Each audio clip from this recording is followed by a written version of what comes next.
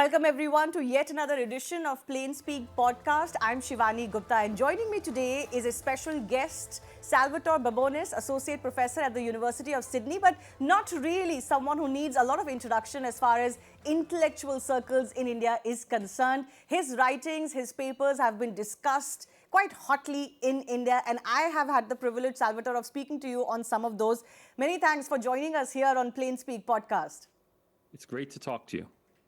Talking today about Salvator Babones' new book. It's titled Dharma Democracy, or as we in India will call Dharma Democracy. It's released internationally. It is awaiting its release in India later this year. Very interesting title, and thanks a lot for sending me the advanced copy. So I've actually read his book that is yet to be released in India. This book ends with the line, "Discovery of Bharat is discovery of Dharma itself." And of course, the title kind of gives you an idea what this is about. This is about India, this is about Dharma, this is about democracy and how the two intermingle in India. So let me begin by asking you, Salvator Babones, what is a Dharma democracy? Why this book? Why now? And what got you started? Well, in the simplest terms, to quote Sarvepalli Radhakrishnan, Dharma is duty, a democracy based on duty. But more deeply, the reason the book is titled Dharma Democracy for Western audiences, this is the international edition, is to communicate to them the main finding of the book, which is that Indian democracy owes its survival to the structure of Hindu civil society in India. We've known for years that democracy depends on having a strong, horizontally integrated civil society where people come together in mutual associations of all kinds. In the West, however, religion has been categorically excluded from civil society because religions in the West are all top-down. Of course, the Hindu faith in India is not top-down. There's no pope, there's no shared doctrine that everybody accepts. Instead, religion is very horizontally organized across society. People from all walks of life can go to any temple in India, can subscribe to any variety of Hindu faith, can walk in anywhere and do puja. They have temples in their homes. Civil society, a religiously infused civil society in India, at the time of India's early democracy, that is, the formation of Indian democracy during the independence struggle and in the mid-20th century, that was organized horizontally, but it was suffused with religion. And because it was suffused with religion, Western theorists have never noticed it was there. In fact, the contention that you make in your book is that India is an outlier. India's democracy is an outlier. Not only is it different as far as Western democracies is concerned, because you talked about religious civil movements that actually created the mindset of a national identity or nationhood, or the citizenry that we speak of today was actually created by civil movements that were largely religious and largely Hindu religious movements. But you talk about how democracy so far in the world has been Western, has been industrialized, has been of highly educated or literate societies, and of course have been rich societies. And India is none of that. India is the poorest country, not only to become, but also sustain to be a democracy. And that, you think, is a model that should be studied, because in post-colonial world, not any other democracy survived but India. I should be clear, the weird acronym is not mine. I didn't invent it, but it's a very good one, and it describes Western democracies. India is almost literally the only post-colonial country from the wave of decolonization after World War II that started as a democracy and remained a democracy throughout its entire history. Now, even if we want to talk about a wobble during the emergency in 1975-77, then we can say India is the only one that came through its first major crisis and emerged with a democratic solution instead of emerging with a military takeover or some kind of dictatorship coming out of its first major crisis. Now, there are a few other very small island countries that became independent very late that you could say, well, they became independent in 1982 and remained a democracy. But that's not, when we talk about the wave of decolonization, we're really talking about the 1950s through the 1970s. India is the one. It's the exceptional case that remained a democracy. And so we should be looking at India. And again, I come back to this theory that it's the structure of civil society in India, which was distinctive from virtually every other country in the world, or every other new country in the world, that sustained Indian democracy first through its independence era and then through its ultimate crisis during the emergency. I want to ask you, you talk about what are the ingredients that are required to be a democracy and to be a sustainable democracy. And nationalism or a national identity is one of those. But, nationalism has become a much maligned word in the world now. Yeah. There are two major traditions in thinking about democracy, in this political sociology of democracy. The dominant tradition today is Weberian. It comes from the work of Max Weber, and it's very focused on formal institutions, things like constitutions and formal laws. But there is an older and more sociological tradition that comes from the work of Emil Durkheim, the founder of the entire field of sociology, that saw democracy as requiring a shared sense of community. Yes. People have to believe they're part of a democratic community, believe they're part of a community before they can accept democracy as the way they run that community. After all, why should you accept losing an election? You accept losing an election because you're part of a community that accepts the norms of the community as a whole. Now, that's been different in virtually every other post-colonial state, which every post-colonial state started with a democratic constitution. Even places like communist China and Vietnam started with democratic constitutions. What they didn't have was a shared sense of nationhood. Now, that problem is even more severe in African and Middle Eastern countries where there was no sense of national identity at the time of independence.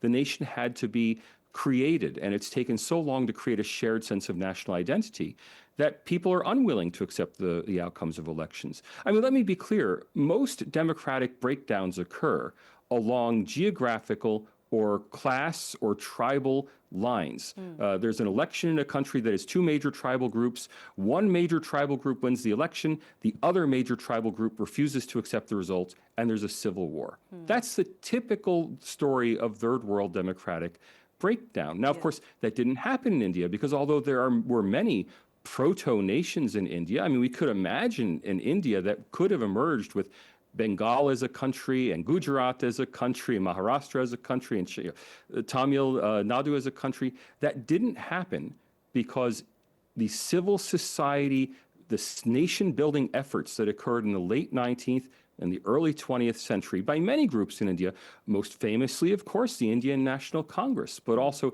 many, many other groups working to forge a unified sense of identity across all of India. Now, the key is those groups were overwhelmingly Hindu in character. And as a result, although they were not trying to build a Hindu Rashtra, Hindu state, yes. They weren't explicitly Hindu. The fact is their members were Hindu, and they were perceived as Hindu. The Muslim League perceived the Congress as the Hindu party, not the Mahasabha. They perceived the Congress as the Hindu party. Now, the Congress didn't perceive itself as a Hindu party, but the fact is it could never attract Muslim votes until after independence. Yes. You know, in India, we have had this debate. In fact, curiously, current Congress party, whose de facto head and face is Rahul Gandhi, has often become under criticism for trying to project India as just a union of states, right? Just an amalgamation. Do you think that would be the wrong categorization of India, that there is indeed a strong nation, a nationhood feeling, sentiment? That's the only reason why so many linguistic identities have stuck together in this geographical constraint? There's an overwhelming sense of nationhood in India. All we have to do is look at the reaction to the Pahalgam attacks to see that India is a unified nation. There are, of course, linguistic groups, there are national groups, there are caste groups, and there are fault lines across all of these. And there is linguistic nationalism, but it's at a very low level in India. And it's mainly restricted to wanting things like, language rights in schools. There's no hint of a movement in India today of any kind of real national separatism of a group in India that wants to become a separate nation. Groups in India identify themselves as interest groups within society, not as separate nations. Now, that's in contrast, of course, to the way the Muslim League characterized Muslims in India pre-independence, and that Muslim intellectual characterization of Muslims. And I want to stress, it did not come from ordinary Muslims. It came from the Muslim intellectual class pre-independence. That insistence on a separate Muslim nationhood in India led to a division of India, obviously leading politically to partition along religious lines that didn't have to occur. It doesn't happen now. Muslim Indians show no sign today. I mean, Muslim Indians may fight for rights within India. Muslim Indians may want greater recognition. Just like every other group in India, they may want more government jobs and more reserved positions in universities. They don't want a separate country, right? So there's no sense of any kind of nationalist separation in India. India is a unified nation and has been for 75 years. You know, before I come to the question of the Muslim Indians, and you actually also point out to the fact, which struck to me for the very first time, the use of the word internationally and even amongst Indian, let's say, Muslim intellectual class or political class of Indian Muslims. That's an often repeated term used to describe Muslims living in India. Contrast that to the term that you are using, Muslim Indians. Right? So Indian Muslims, the term itself, Salvator Babones mentioned in his book, kind of keeps the Muslim identity first rather than the term that should be used ideally, which is Muslim Indians, that emphasizes on the Indian identity. But, you know, before I come to that, because you've talked a lot about the importance and the fate of Muslim Indians and why that is crucial for India's unity and integrity and democracy in future, I do want to ask you, on the issue of a nation state itself, some may try to say, oh, India wasn't even a country before 1947. We've seen those debates happening in India. And now there's a new debate about how India is a civilizational state. Do you agree that that is indeed the case, that India is a civilizational state? No, I don't think a civilizational state argument, it's very romantic. It appeals to a lot of people. I don't think it makes analytical sense. After all, arguably the Northeast is not part of the civilizational core of what is India, but no Indian would give up the Northeast. You know, on the other hand, if you take civilizational state expansively to include the Northeast, well, certainly then Pakistan and Bangladesh should be part of the Indian state, as should Sri Lanka. Now, you could say that India is a civilizational nation, and that would have a little more meaning to it. But it's certainly not a civilizational state. I mean, look, India is a nation state in that people have an overwhelming attachment to the Indian nation, whatever their religion. And we have good, hard statistics on this, that it's not just Hindu Indians who feel that they are strongly Indian in national identity. It's Sikh Indians, Muslim Indians, Buddhist Indians, Christian Indians. There's virtually no difference by religion in how people view their national homeland. Indians are Indians. The civilizational state argument is, I think, driven by a lot of jealousy that people have called China a civilizational state. And if China gets to be one, why can't India? But I think it just doesn't make empirical sense. Okay. Let's talk about the issue of Muslims that you've talked about in your book. You've kind of projected the integration of Muslim Indians, which you feel is incomplete, as a big issue looking forward for India, and could be crucial not just for India's unity, but even whether it continues to be a democracy. Why is that? Why do you place such great importance to that one issue in your entire book? Look, it's a huge issue because India has a large and, let's face it, poorly integrated Muslim minority. I say poorly integrated because levels of residential segregation are extraordinarily high in India. Levels of intermarriage are extraordinarily low in India. Now, that reflects a lot of personal choices, but it also means that Muslims are not represented in key Indian institutions. I mean, much has been made of the fact that the BJP doesn't have a single Muslim member of parliament. And okay, that's a problem, but you know, only 2.5% of India's Muslims voted for the BJP. So maybe it's not such a big issue.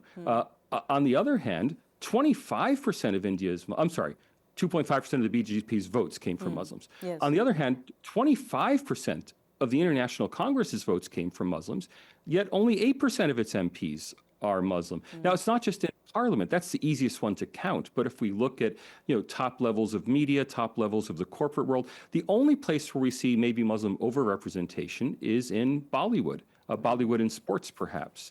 Now, for me as an American, that's interesting because those are the exact same places where we see African American overrepresentation. Now, Muslim Indians have never faced discrimination on the level that African Americans used to face in the United States. But nonetheless, there is a serious deficit. Now, that deficit's not the fault, quote unquote, of Hindu Indians. In fact, if anything, it's the fault of the Muslim League. At the time of partition, 94% of Muslim ICS and IPS officers, the Indian Civil Service before partition, 94% went to Pakistan, despite the fact that 50% of them, roughly, lived in areas that would become independent India, right? So the Muslim intellectual class, now, we don't have numbers for lawyers, for doctors, for philosophers, but we do have these firm numbers for Indian civil service and Indian political service officers. So we know that virtually the entire Muslim political class decided it was going to move to Pakistan, even if they lived in areas that became independent India. They left the middle class and poor Muslims behind in India without an intellectual elite. Now, these things take generations to repair. That repair has not yet happened in India. Levels of Indian administrative service applicants from Muslim households are still very low. Levels of higher education among Muslims are still very low. Now, levels of elementary education are just roughly as high as for Hindus. Levels of income are roughly as high as for Hindus. So there's not a broad deficit faced by Muslims in India, and our indices of discrimination show there's very low relative levels of discrimination against Muslims in India. It's simply not there. What we do have is a legacy of partition that the political and intellectual elite of unified Muslim India pre-1947 left and went to Pakistan.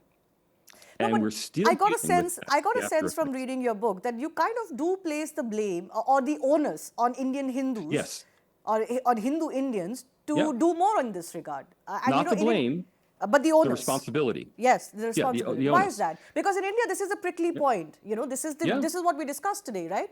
And I think you have mentioned the fact that there is a sense of repression of the Hindu identity or historical wrongs that were not accepted that has led to this sort of a aggression from the Hindu community after 5 decades or 7 decades now of Indian independence. But you do seem to suggest that both the BJP as a party that projects itself as a party of Hindu interests or Hindu identity and Hindus themselves have the responsibility and onus. Why is that?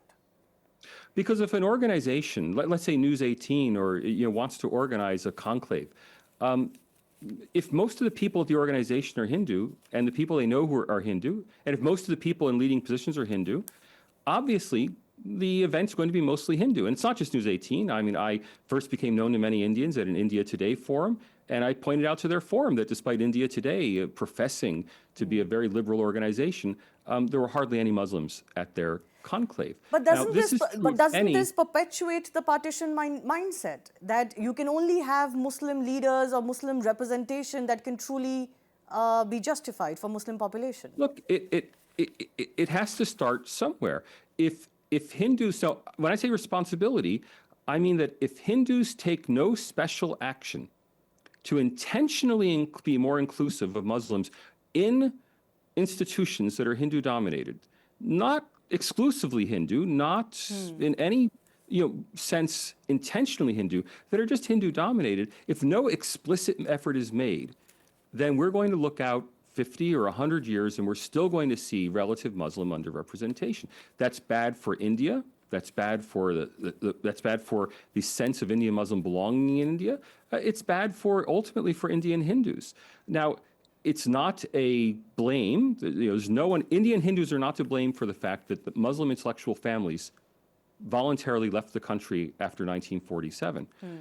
But if anyone's going to fix it, the only people who can fix it are Hindu Indians. And that's why I say it's their responsibility. And if you go back even to the work of Swami Vivekananda, everyone loves Swami Vivekananda. Nobody wants to listen to his mandate. Swami Vivekananda wanted that kind of inclusion.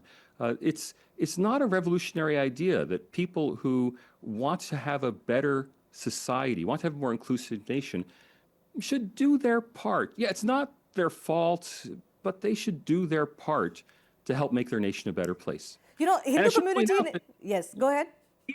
Even the RSS recognizes this. Now, they haven't done let's face it, they haven't done a very good job of it, but they try, right? And so when even the RSS, when even Mohan Bhagwat is trying to be more inclusive of Muslims, can't media organizations and political parties and civil society groups, can't they do their part as well? And if they did, everybody will have a better India in 40 or 50 years. Yeah, but you do also mention that there is a certain partition mentality that has been perpetuated in India. That India, its policies sometimes, its politics, and even the way that it is run, sometimes perpetuates the partition mentality. You also talk about the fact that if Indian Muslims who were left behind or who stayed in India after partition, about 10% of Muslim population, continued to do well. It has increased to 15, some would say 20%, new census is going to happen. Then what was even the point of partition? These are some of the things that are discussed today. And on the point of whether Hindus can do more, the angst of the Hindu community in India seems to be that more is asked of them and concessions are asked of them to make someone feel more included, while there could be a problem of mentality on the other side as well. Well, I point out in the book that some very brave, I think, Muslim intellectuals have also made the same argument from the Muslim side, that Muslims, instead of forming their own organizations, for instance, there's been a huge controversy over the Waqf boards, instead of having Waqf boards that exist to provide charity only for Muslims, that they should be providing charity to everybody, that their organization should be inclusive. After all, anyone can walk into a Hindu or a Catholic hospital in India, they serve the entire population. So why shouldn't Muslim charity also serve the entire population? That would serve to, again, better integrate Muslims into all of India. Now, the legacy of partition, if it's anyone's fault, it's Jinnah's fault. Muhammad Ali Jinnah wanted to be the father of a nation. He knew that he was never going to be the father of an independent India because that was going to be Gandhi. And so the only way he could be a father of a nation was if he embraced Islamism. And even though he was a fully secular Muslim, if he embraced that Muslim identity and tried to get a Muslim basis for a country, India was partitioned, in my view, because of the ambition of one man, Muhammad Ali Jinnah. Nonetheless, India was partitioned. And that's a fact that reverberates down through to today. It reverberates down in the structure of Indian society, which was vivisected at partition and is still suffering the consequences of that separation. Yeah. On the issue of a partition mentality, or, sometimes the dissonance between Hindu and Muslim societies in India, you have actually mentioned the damage possibly that was done by eminent historians, or what you have called establishment historians. Yeah, they didn't quite recognize that there was, or they tried to gloss over certain aspects of Mughal or Islamic conquest and history in India. That has become a big pain point in India. How much damage do you think that did in independent India to finally be able to reconcile with history, with actual history, and move on? Look, history should be honest, and there's nothing wrong with admitting the reality that Muslim conquerors in India treated their Hindu subjects very badly. And there's no doubt about that. The historical evidence is overwhelming. I'm not an historian, I'm not a medievalist, but just reading the accounts, there's simply no doubt that there was a extreme level of repression, temple desecration, forced conversions, conversion of temples into mosques. All of this happened. But that doesn't have to lead to bad blood today. And I use the example in the book of Native Americans in the United States. Now, the United States was literally fighting wars between white settlers and Native Americans until the 1880s. By the 1920s, when the U.S. Tomb of the Unknown Soldier was set up in the United States, a mere 30 years after the end of the Indian Wars, the greatest honor of all for martial valor was given to a Native American chief. And in fact, all the generals from France and from Britain came and paid respects to the unknown soldier, but the final item was a Native American war headdress that was put on the tomb, right, to symbolize that martial valor. Now, these were people whose parents and grandparents had literally been scalped by Indians, American Indians, not Indian Indians, who were now not only forgiving, but saying, we respect their extraordinary courage and valor. Now, in India today, it may sound crazy, but there are lots of monuments of Mughal India, and not only Mughal India, other Muslim empires that have fallen into disrepair, that are in disrepute. There's no reason why India can't valorize its Muslim past. I know that may be unpopular in today's political climate, but other countries have done it, and successful democracies have done it. How do you bring Muslims into India? The Indian national story? Well, instead of tracing the Indian national story as exclusively a Hindu story and one of Muslim repression and invasion of Hindus, tell the truth about it, that there were Muslim invasions, there was serious conflict, there was violence. Hindus won some battles, Muslims won some battles, but Muslims are great warriors, and India can recognize and it can have army colleges named for great Muslim warriors of the past and incorporate that into the Indian story. Now, I know it can be painful for some to have these historical memories, but if other countries can do it, and for India, it's been a much longer time since this violence, India can do it too. And that's not me trying to tell you what India should do. That's me as a professional sociologist telling you what will make India a better place in 40 or 50 years. It's up to you if you want to do it. Some would argue that was exactly what was attempted. Post-independence, there was an attempt. No, that was whitewashing. There was whitewashing of history. There was valorizing of certain, characters like Aurangzeb that continues to till this date, of Babur, and it hasn't been palatable for Indian Hindus. And instead of that, what should have been done is a real account of Indian history without whitewashing, the atrocities by some of these rulers. So I would say, this is my contention, and I would encourage people to read your book, that actually exactly what you're suggesting was attempted, but it was taken to such a level that it actually invited a backlash. And today we have history being one of the greatest battlefields of the Hindu right versus the so-called liberal Indian. But the other thing that you also talk about, as far as this integration is concerned, and this has also been discussed, is the desecration of holy Indian temple sites. One of them has been reclaimed, so as to say. Two other battles are going on. I'm talking about, of course, Kashi, Mathura, and Ayodhya. And this whole thing about how had the Muslim community come forward to say, okay, let's build a consensus on the most important sides and, relinquish those sides, it could have fostered some brotherhood. We know this history. It's a painful history in India where several civil groups actually thwarted those attempts by the Muslim community when Hindu and Muslim communities were trying to resolve these issues in the 1980s and 1990s. But you suggest that the Hindu right is also taking it too far, where some suggest that every temple that has ever been broken or taken over needs to be reclaimed. So I have asked this of many intellectuals today who write about this part of Indian history.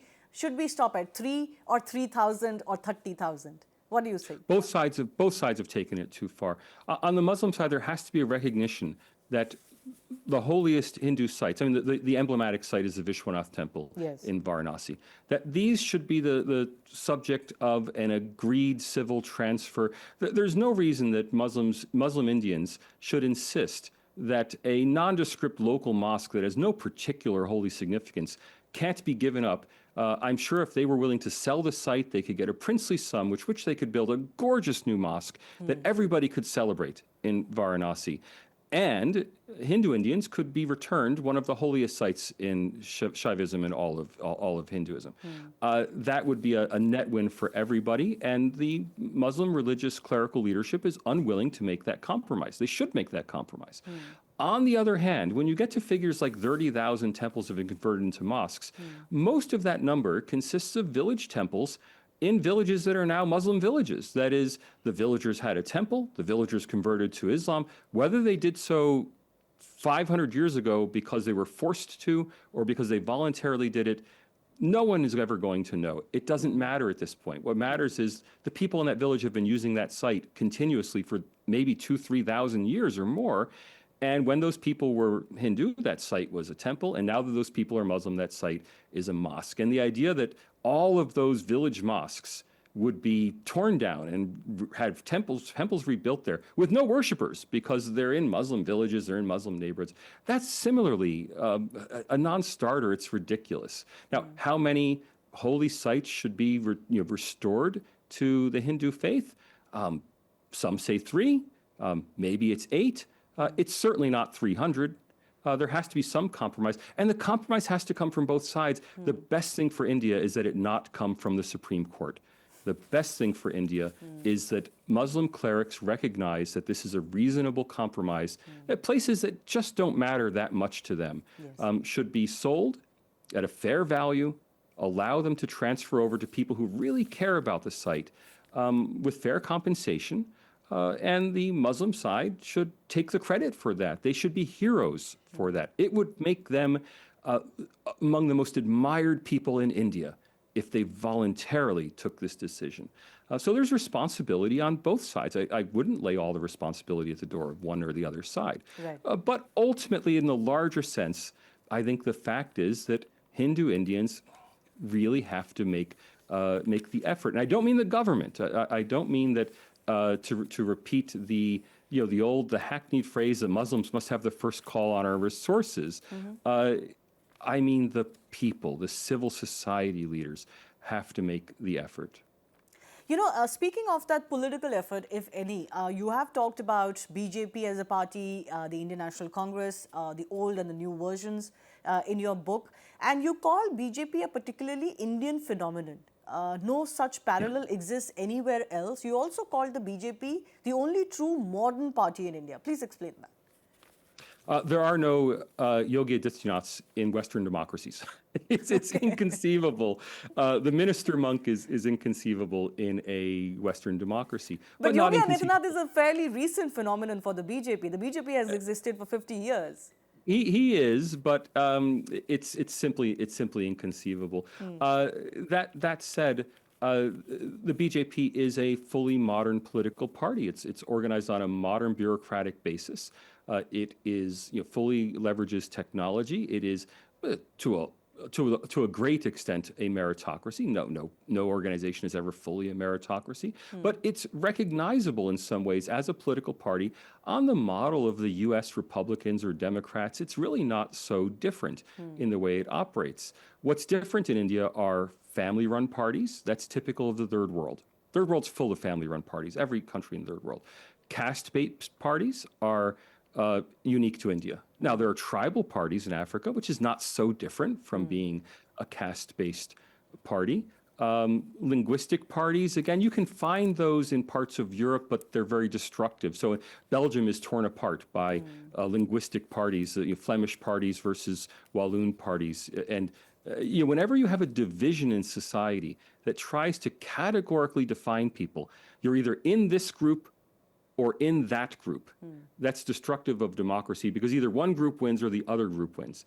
The BJP is a modern party in that it's no particular group of people. People like to call it, a Banya party or something, but its reach is far. Yes. Yeah, I mean, its reach goes far beyond that. It is a modern political party attracting people from all walks of life, and it tries to get, it'll shoot for trying to pry off 20% of the Dalit vote in a particular constituency, or it'll try to pry off 10% of the Muslim vote in a particular constituency. That's exactly what a modern political party like the U.S. Democrats or Republicans do. But why do you call it a particularly Indian phenomenon? It's particularly Indian because it's that kind of religiously infused but nominally secular party. Let's not forget the BJP is not in any way an officially Hindu party. It is maybe a little bit reminiscent of things like the Christian democratic parties in Western Europe in the mid-20th century. But in the West, religion simply is no longer a major factor in most countries in politics. And so the BJP operates in a very different social milieu.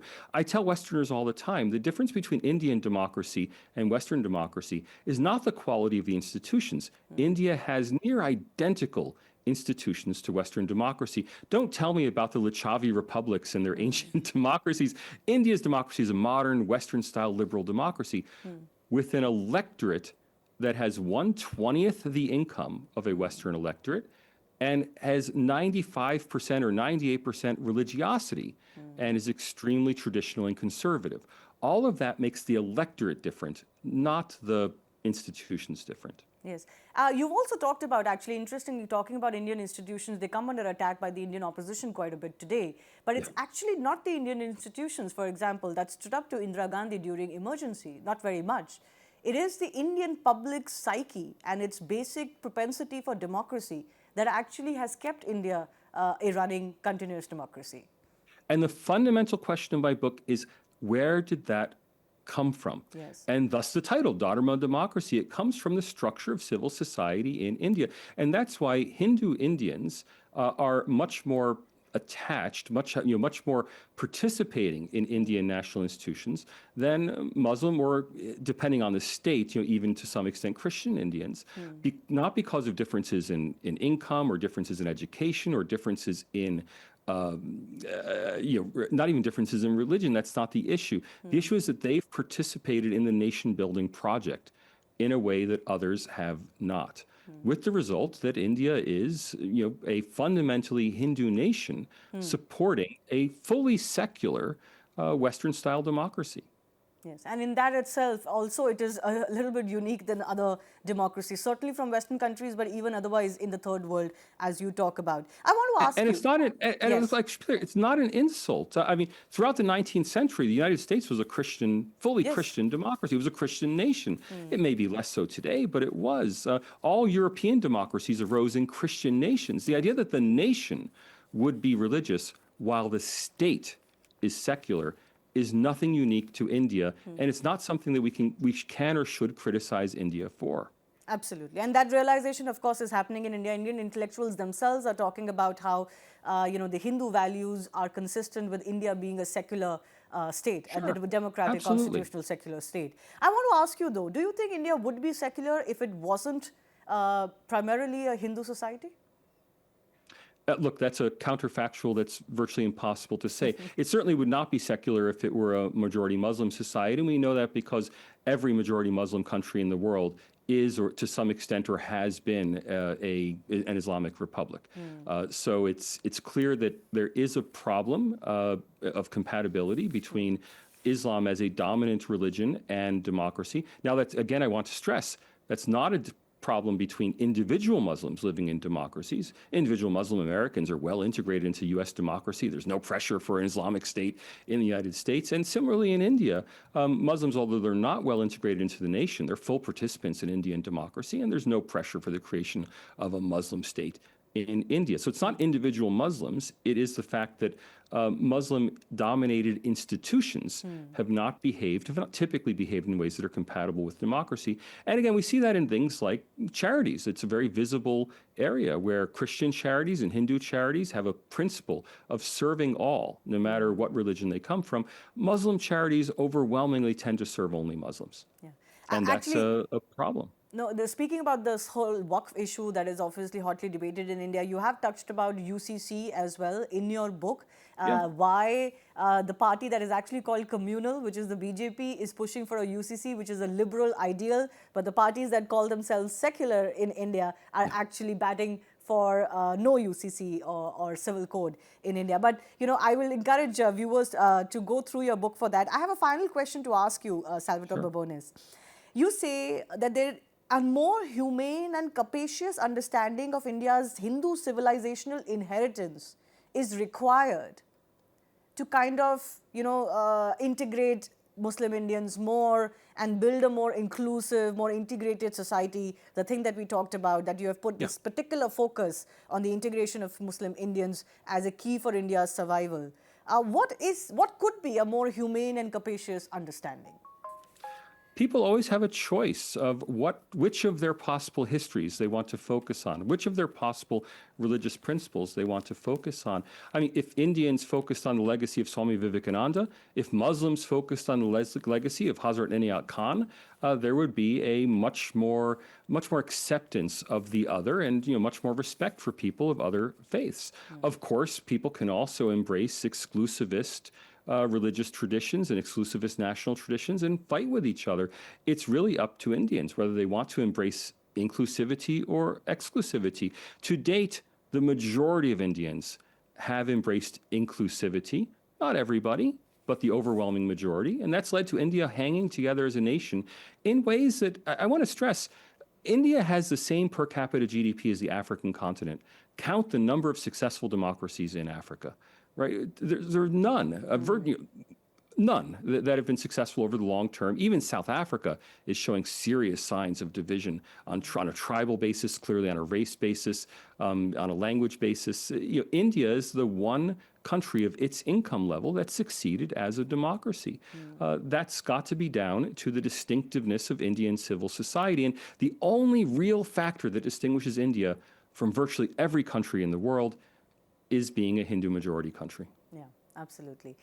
In Salvator Babones' book, Dharma Democracy, he obviously talks a lot about these indices, the democracy indices, the freedom of religion indices, and how they've been politicized and actually are based on, data that can be ripped apart. This is something I have discussed with Salvator Babones earlier as well, as far as his, reading into the Pew Research data itself is concerned, what the headlines say and what the rankings say versus what the data actually says. Salvator Babones, you do, of course, take on these freedom indices, these reports that usually talk about India as an autocracy, electoral autocracy, or talk about declining freedoms in India. And you always find that these are not really true to what is the ground reality in India.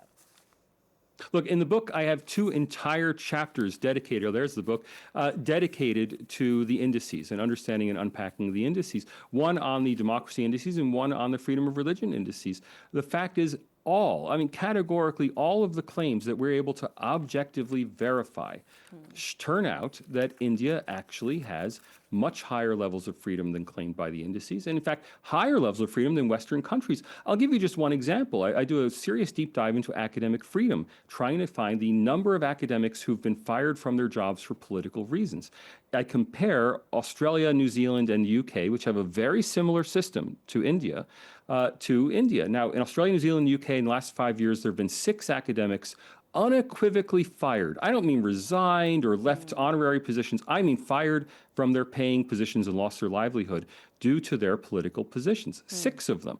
In India, we find only 1 unequivocal case, 3 who resigned under pressure, but they're all questionable cases. We're not really sure. Now, if you even accept all 4 of those, despite the fact that 3 of them are at very obscure universities, these are not, we're not talking about JNU and Delhi University or the IITs. Even if we accept that 4 at face value, India has a population of 1.4 billion compared to just 100 million. So that would imply that rates of academic dismissal in Western countries are some 20 times higher than in India. In other words, India has one of the best protections for academic freedom in the entire democratic world. It's completely at odds with the rating of academic freedom in India, which, according to the Varieties of Democracy Institute, is worse than in Gaza under Hamas before the current war. That's just an incredible claim that Indian academics suffer under more challenges than under Hamas in 2022. Inconceivable. Absolutely. And you can read more about this in Salvator Babones' new book, Dharma Democracy, ripping apart all of these freedom, religious freedom, academic freedom, nonsense that is really spewed against India. That is all headline material, but very little on ground. And there's really no source material that is often available to make many of these claims against India. Once again, Salvator Babones, always a pleasure to talk to you. Thanks a lot for joining us.